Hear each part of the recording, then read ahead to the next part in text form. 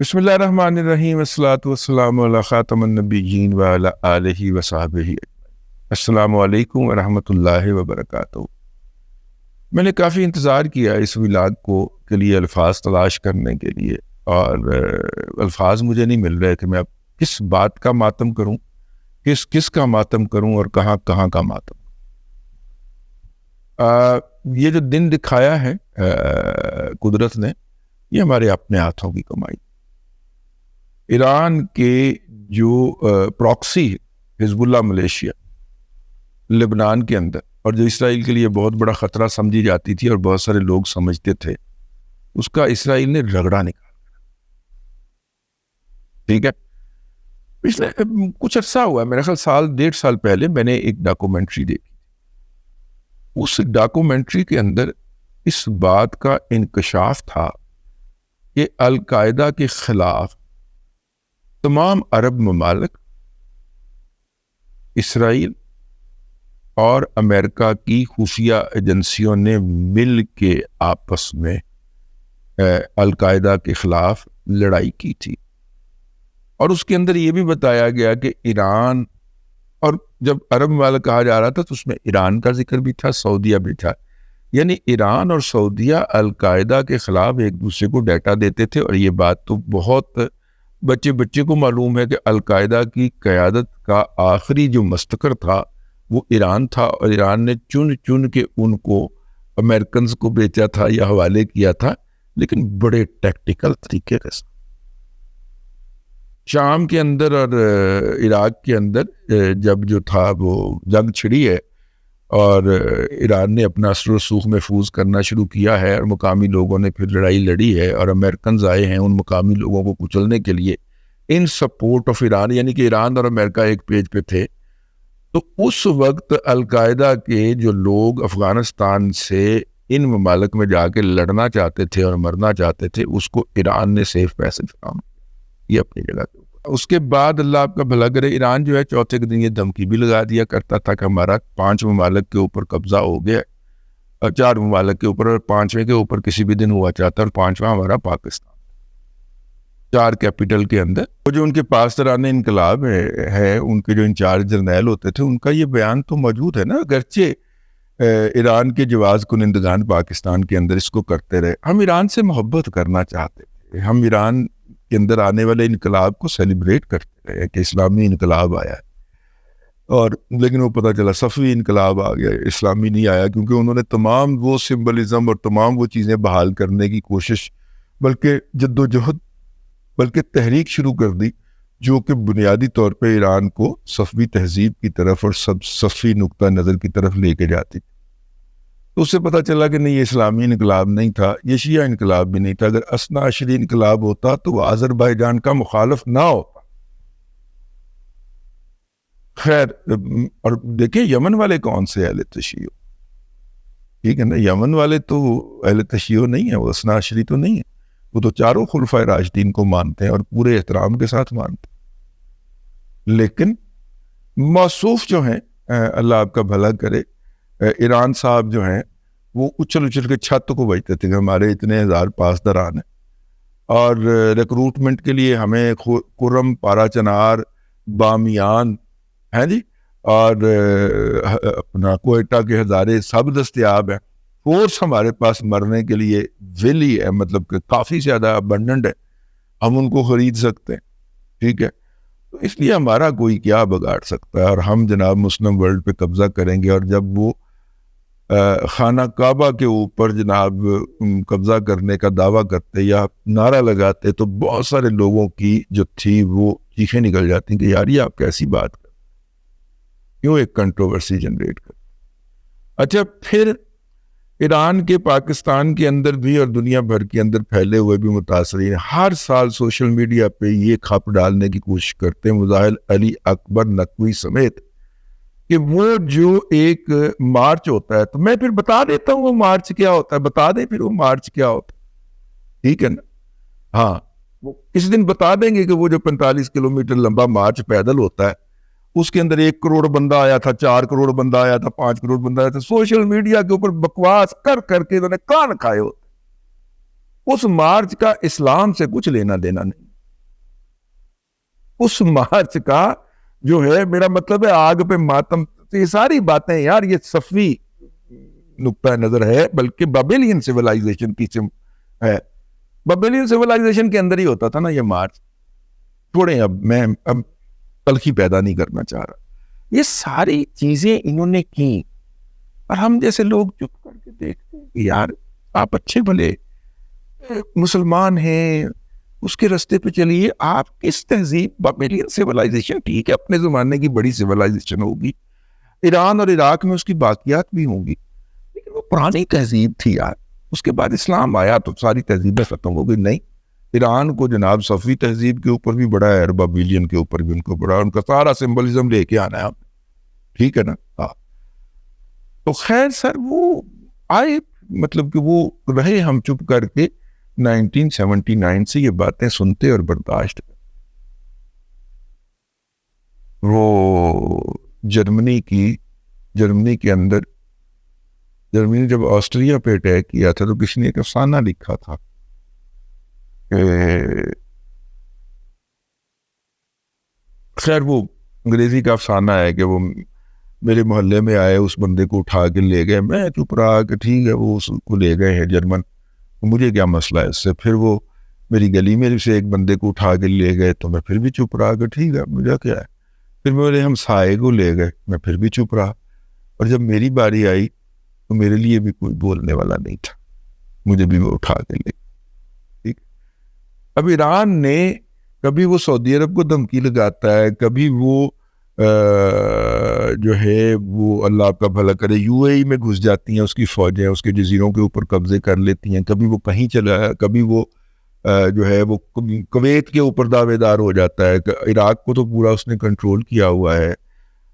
شام کی پوری اکانومی چوس گیا ہے وہ. اچھا، شام کے اندر جب وہاں کے الوی حکمرانوں کو مسائل درپیش ہوئے اور وہاں کی 90% سے زیادہ آبادی سنی مسلمانوں کے اوپر مشتمل ہے، تو وہاں کے سنیوں کو جا کے قتل کرنے کے لیے ادھر سے ایران بہادر نے اپنے پاسداران انقلاب بھیجے، ادھر سے یہ آئے. اب جن کا رگڑا نکلا نا حسن نصر اللہ صاحب کا، حزب اللہ آئے جی. اور انہوں نے اتنے بے رحمانہ طریقے سے 15 سے 20 لاکھ مسلمان سنی مسلمان وہاں پہ قتل کیے تاکہ بشار الاسد کی الوائٹ حکومت جو ہے وہ برقرار رکھی جا سکے. اور روس کے ساتھ مل کے انہوں نے وہاں پہ مسلمانوں کا جینوسائیڈ کیا. ہم نے کبھی بھولے سے اپنے کسی ولاگ کے اندر اس کا ذکر کر دینا تو پاکستان کے اندر ایرانی متاثرین نے اچھل کے چھت کو بجنا. ٹھیک ہے بھائی، کر لیا جائے، ٹھیک رہے جائے، چلیے ٹھیک ہے نا. اب اس وقت ایران کا رگڑا نکل گیا، انہوں نے ٹھوک کے رکھ دیا ہے حزب اللہ کو. اور لوگ بولے ان کے لیے تو کس منہ سے بولے؟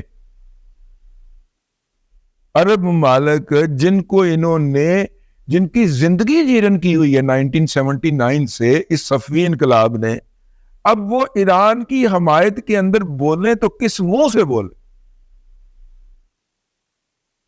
ٹھیک ہے.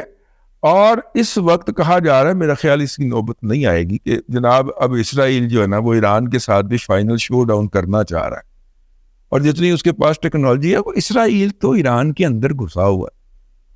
اب اندازہ کریے کہ حسن نصر اللہ کا جو میڈیا کا انچارج جو تھا، وہ اس کی لوکیشن اچی بچی سمے رکھ کے گیا ہے، وہاں پہ غائب ہوا ہے، بارڈر کراس کیا اس نے، اور اسرائیل نے اس کو بائی کیا ہے. وہ داخل ہوا ہے جب اسرائیل میں تو پھر اٹیک ہوا. بنکر بسٹر جو ہوتے ہیں، بم ہوتے ہیں، وہ 13ویں منزل پہ رہا کرتے تھے حسن نصر اللہ صاحب. وہ اتنا خوفناک بم ہے کہ وہ اس نے اتنے ظاہر ایک سے زیادہ ہوں گے، ڈیزی کٹر سے اگلے لیول کی بم چیز ہوتی ہے بنکر بسٹر. یہ تو چٹانی ریزہ کر دیتا ہے یار. وہ زمین کے اندر کھود کے 13ویں یا 17ویں منزل میں رہا کرتے تھے حسن نصر اللہ صاحب. وہ وہاں کا تک کا اطلاع لے کے تو ہم چلا گیا. تو آپ کے اندر اتنے ڈیپ روٹ، ظاہر ہے وہ جب میڈیا کا انچارج بنا ہوگا تو 25-30 سال سے تو وہ جڑا ہوگا نا تنظیم کے ساتھ. آپ کے اندر اتنے ڈیپ روٹڈ لوگ تھے ان کے، اسرائیل کے، کہ جب انہوں نے چاہا کہ بس ناؤ اٹس آل اوور، پہلے آپ نے حماس کو کہا کہ جی ہم آپ کے ساتھ ہیں، آپ جنگ شروع کریں، ادھر سے ہم کریں گے، حماس کو دھوکہ دے کے مروایا، ایران نے مروایا اور کہا کہ جی ہم نے بات نہیں کر، ٹھیک ہے۔ جب انہوں نے حماس سے نپٹ لیا اور حماس سے نپٹنے کے بعد انہوں نے حزب اللہ کا منہ کیا، حزب اللہ نے آواز لگائی۔ اب حزب اللہ جو ہے وہ پچھلے کم از کم 25-30 سال سے، 20 سال سے تو کم از کم ضرور ہے، حزب اللہ 20 سال سے لڑنا بھول چکی ہوئی تھی۔ اس کے سامنے غیر مسلح سویلین ہوتے تھے، ان کو پکڑنا، لٹا کے ذبح کرنا، ان کی خواتین کو ریپ کرنا، ان کے جسموں کو جلانا، اس کے اوپر جشن منانا، شرابیں پینا، اس کے اندر تو ساری حزب اللہ گھس چکی ہوئی تھی۔ جو انہوں نے شام میں کیا ہے، جو عراق میں کیا ہے، عراق میں پاسداران انقلاب تھوڑی گئے ہیں، یا شام کے اندر پاسداران انقلاب تھوڑی گئے ہیں، یہ حزب اللہ کے گنڈے آئے تھے۔ انہوں نے جو کچھ ان کے ساتھ کیا تو وہ لڑنے کے قابل تو رہ نہیں گئے ہوئے تھے، ٹھیک ہے نا۔ وہ ادھر سے مارا ایک اسرائیل نے چماٹا تو وہ پڑی ہے ساری حزب اللہ، اگلوں نے پوری ٹاپ 18 کی 18 قیادت اڑا دی، مطلب جو ہیڈ ہوگا، ڈپٹی ہیڈ ہوگا، کوئی سینئر ڈپٹی ہیڈ ہوگا، اس کے بعد ایگزیکٹو کمیٹی ہوگی، یہ سارے کو 18 افراد بنتے تھے، اگلے نے سب کے سب اڑا دی اور ودن ڈیز اڑائے، ٹھیک ہے نا۔ کچھ لوگوں کا خیال ہے، کچھ بزرگوں کا خیال ہے کہ یہ انہوں نے غلط فہمی کے اندر یہ جو پاکستان کے خلاف حرکت کر دی تھی، اگرچہ پاکستان نے اس کا سبق سکھا دیا تھا۔